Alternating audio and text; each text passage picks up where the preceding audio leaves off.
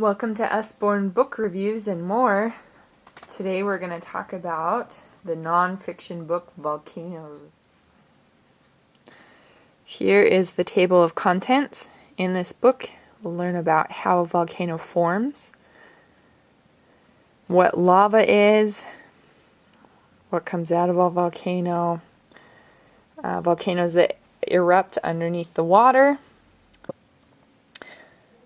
You'll also learn about Vesuvius in Pompeii, Italy, and other eruptions around the world. This is a page about Mount St. Helens in the U.S. when it erupted in 1980. This book is internet referenced, which means that at the end of the book there's an internet link that you can go to find out more about volcanoes. So a great way to enhance your understanding and learn more about what you read in this book. It's a beautiful book, very simple text. It's designed specifically for children who are just learning to read on their own, but may need some help from an adult. Thanks for watching. We'll see you again.